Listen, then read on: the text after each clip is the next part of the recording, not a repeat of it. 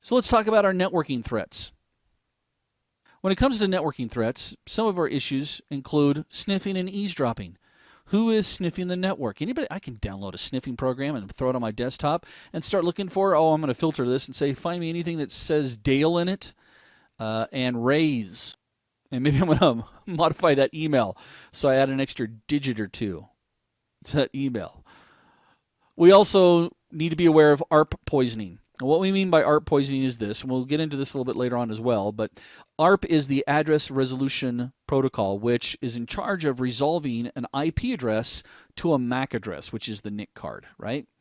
Well, if I can ARP poison you, and typically you are aware of a default gateway so that you can go out on the internet. But if I can ARP poison and change the MAC address that your computer thinks is the router or the default gateway, instead being my machine, I'm going to route you right through my machine, and then I'll go ahead and send it to the default gateway and get you out to the internet. But I'm going to also capture information as you type it in or as the traffic passes through. We also have issues with denial of service attacks. Again, the concept here behind denial of service attacks is to deny services from being rendered.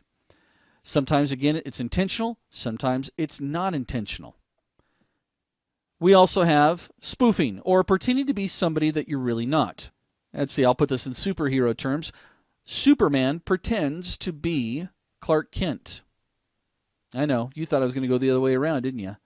Actually, Superman is Superman. He has to pretend to be human, not like Batman and Bruce Wayne. Bruce Wayne has to pretend to be Batman, somebody he's not. Actually, I guess I get into a philosophical debate on that one.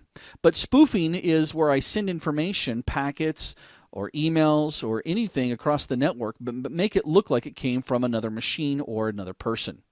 All these create threats for us that we have to be aware of.